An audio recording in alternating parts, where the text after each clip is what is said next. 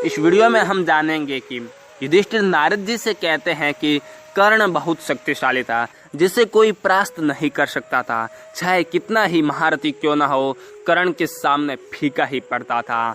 और कर्ण इतना दानवीर भी था कि युद्ध भूमि में हमें चारों भाइयों के प्राण भिक में दे दिए थे। अगर कर्ण चाहता तो हमें मारकर वो युद्ध को जीत सकता था।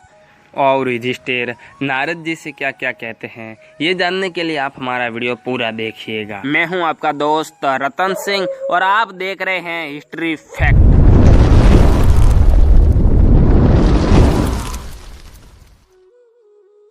जिनमें 10,000 हाथियों का बल था, संचार में जिनका सामना करने वाला दूसरा कोई भी महारथी नहीं था, जो रणभूमि में सिंह के समान खेलते हुए विचरते थे, जो बुद्धिमान, दयालु, दाता, स्वयं पूर्वक व्रत का पालन करने वाले और धृतराष्ट्र पुत्रों के आश्रय में थे, अभिमानी, तीव्र पराक्रमी, अमर्षशील, नित्य रोष में भरे रहने वाले तथा प्रत्येक युद्ध में हम लोगों पर अस्त्रों एवं वाग्बाणों का प्रहार करने वाले थे, जिनमें विचित्र प्रकार से युद्ध करने की कला थी, जो शीघ्रता पूर्वक अस्त्र चलाने वाले, धनुर्वेद के विद्वान तथा अद्भुत पराक्रम कर दिखाने वाले थे।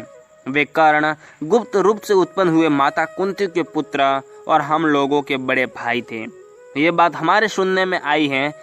जलदान करते समय स्वयं माता कुंती ने यह रहस्य बताया था कि कर्ण भगवान सूर्य के अंश से उत्पन्न हुआ मेरा ही सर्वगुण संपन्न पुत्र रहा है, जिसे मैंने पहले पानी में बहा दिया था।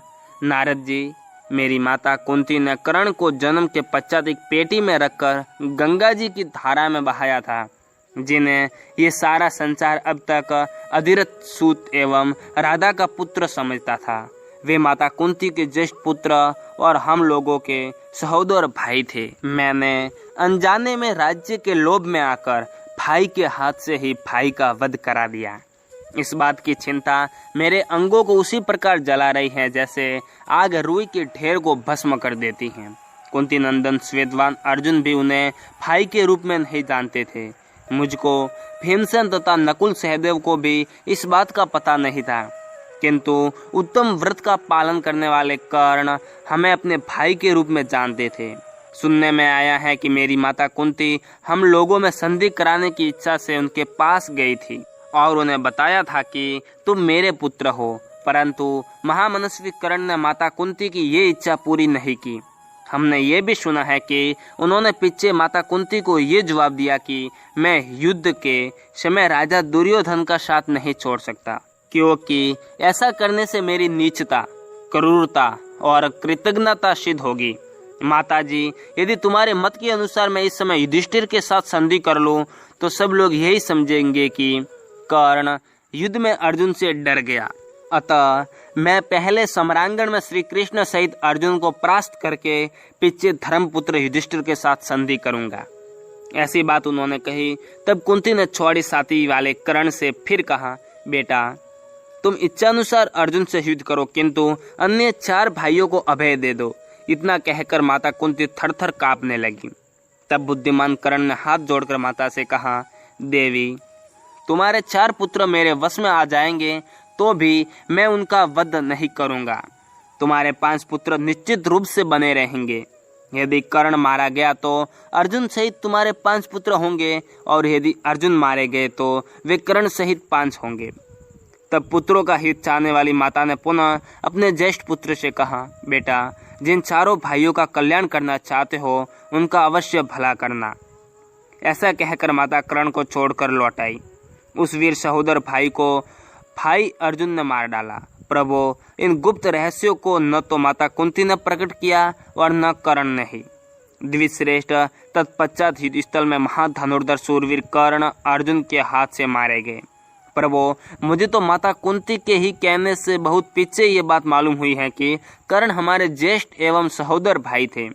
मैंने भाई की हत्या कराई है, इसलिए मेरे हृदय को तीव्र वेदना हो रही है। कर्ण और अर्जुन की सहायता पाकर तो मैं देवराज इंद्र को भी जीत सकता था। कौरव सभा में जब दुरात्मा धृतराष्ट्र पुत्रों ने मुझे बहुत क्लेश पहुंचाया, तब सहसा मेरे हृदय में क्रोध प्रकट हो गया, परंतु कर्ण को देखकर वह शांत हो गया। जब धृतराष्ट्र सभा में दुर्योधन के हित की इच्छा से वे बोलने लगते, और मैं उनकी कड़वी एवं रूखी बातें सुनता। उस समय उनके पैरों को देखकर मेरा बढ़ा हुआ रोष शांत हो जाता था। मेरा विश्वास है कि कर्ण के दोनों पैर माता कुंती के चरणों के सदृश थे। कुंती और कर्ण के पैरों में इतनी समानता क्यों है, इसका कारण ढूंढता हुआ मैं बहुत सोचता विचारता, परंतु किसी तरह कोई कारण नहीं समझ पाता था। नारद जी, संग्राम में कर्ण के पहिए को पृथ्वी क्यों निगल गई और मेरे बड़े भाई कर्ण को कैसे ये श्राप प्राप्त हुआ, इसे आप ठीक ठीक बताने की कृपा करें भगवान। मैं आपसे ये सारा वृत्तांत यथार्थ रूप में सुनना चाहता हूँ, क्योंकि आप सर्वस्व विद्वान और लोक में जो भूत और भविष्य काल की घटनाएं हैं उन सबको जानते हैं। अगर आप सभी को पार्ट 2 चाहिए तो आप हमें कमेंट कीजिएगा पार्ट 2 अपलोड, तो हम आपके लिए पार्ट 2 जरूर बनाएंगे। अगर अभी तक आप यहाँ तक वीडियो देखते आए हैं तो आशा करता हूँ कि आपको वीडियो जरूर पसंद आई होगी। तो आपने लाइक तो कर ही लिया होगा, लेकिन अभी तक आपने हमारे चैनल को सब्सक्राइब नहीं किया तो सब्सक्राइब कर लो और आने वाले वीडियो की नोटिफिकेशन पाने के लिए बेल आइकन को भी ऑन कर दो।